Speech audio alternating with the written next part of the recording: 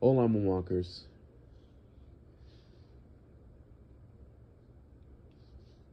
If you've already watched my most recent concert and stayed to the end, you may already know what this is about. So I'm going to get into it. Over the last few months, I may have canceled a few concert dates, approximately 8 in total, out of I think it's 11 shows in total. Let me check. I think it's 11. But while I'm checking it, let me list off the reasons why. Four of them were because of a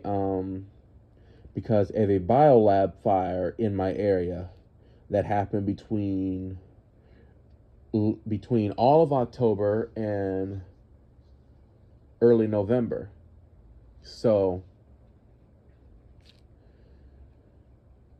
this lab that I'm talking about produces chemicals, and one of them was chlorine, and the chlorine caught on fire and spread noxious gas in the area, and the CDC got involved, and we had a curfew placed where we couldn't go outside, and they started sending alerts to our phones and our devices. So they kept playing at random times of day and night. Basically, they go off any time of day. So they'd interrupt the music that I was playing whenever I was filming, and they'd interrupt my cameras.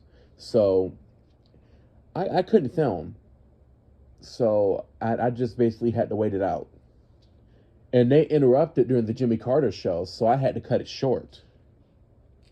So yeah, it's 8 dates. Yeah, I'm looking at it. I'm looking at the post that I made, and it's 8 dates. So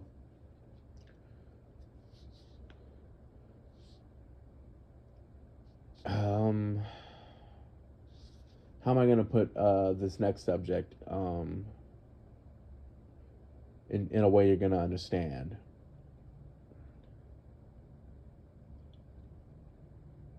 Because I don't want to make it sound too graphic.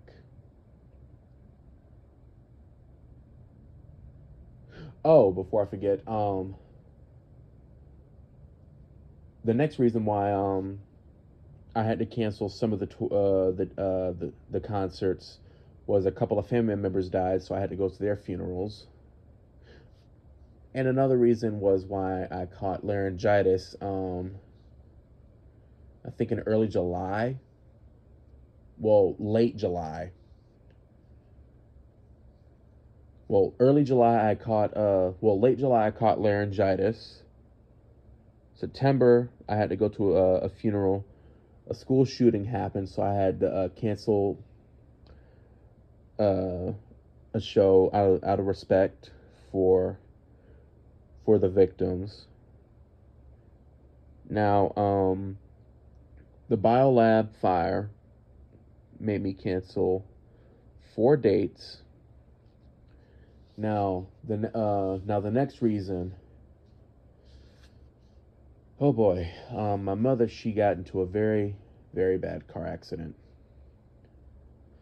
Some jackass thought it was a very very good idea to drink and drive and crash into the back of my mother's car on her way home from work. She um she crashed into a ditch, managed to um regain control of her car, and got out of the ditch before slamming into another car.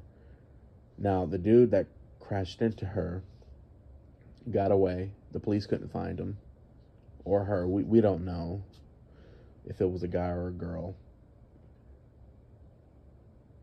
I wasn't with her. I was at home, and my grandmother, she was out of town. My mother, she hit another car. Now the woman in that car, she got away with only minor scrapes and bruises. My mother, she hit the airbag, and her leg that was on the gas pedal. It got crushed by the steering wheel, and it made her bone come out,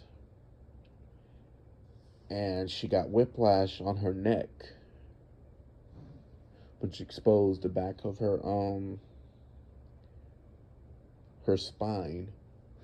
And if she didn't get to the hospital, she would have been paralyzed. So she had to get rods placed in her neck, and the seatbelt caused lacerations around her stomach and chest area. Now, when she climbed out of the car, the EMTs said that she kept pushing her bone out of her leg, and there was so much blood around her. When I saw her in the ICU, I'll never forget that image for the rest of my life. It,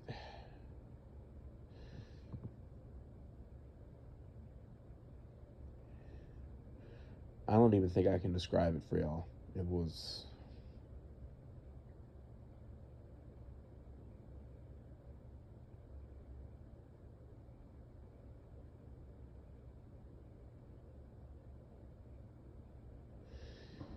oh God, it's,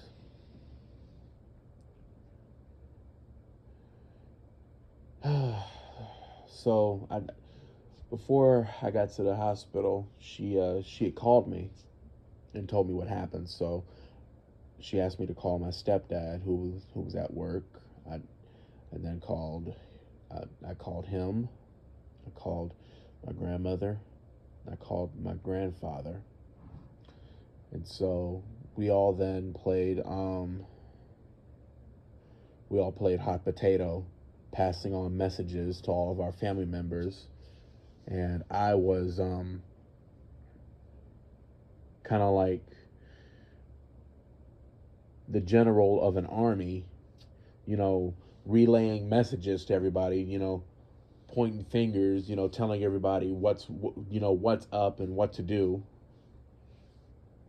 So it was very stressful trying to get the right information out. Very, very stressful. I ain't never been so stressed in my entire life. And it the first 72 hours, it felt like it felt like it was forever. I had lost so much sleep, but it was worth it just to see her be okay. She got out of the hospital okay.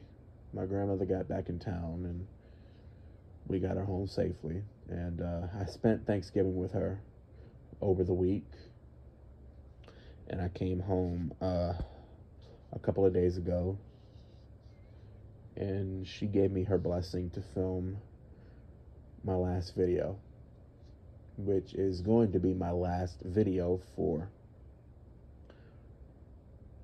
a while. But don't worry, I'm going to keep filming regular videos like music, and I'm going to get back into gaming videos, and I'm not even sure. I'm going to start looking into my older content and see what everybody liked about it back then, and start doing more of it.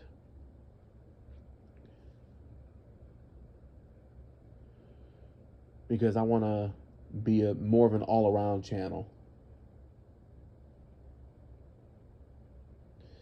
And I've been paying attention to Jordan Neely's case, and I heard about Daniel Penny being found not guilty today, and it broke my heart. But that's another can of worms that I'll have to talk about another day, because I don't want this to become a whole nother thing. Because right now I'm talking about what's lying ahead for the future with me. But anyway, I hope you enjoyed my very last show for possibly the next few months, next few weeks. I don't know. My mother said the doctor gave her the okay to be able to work in 90 days. So mid-February would be the okay for her to go back to work. I'll probably be able to have a Super Bowl video up by then. So look forward to that. But I may be able to have a We Are the World recreation up by then. I've always wanted to do that, a We Are the World recreation. But it's going to be really hard to try and do all the voices and do all the, costume changes. But I'm up for the challenge. But I'm gonna try. There's just gonna be a lot in store for next year. But with that being said, this is Daniel Schoonwalker signing off with love. LOVE. God bless. Hope you have a Merry Christmas and a Happy New Year's. God bless you. I love you all.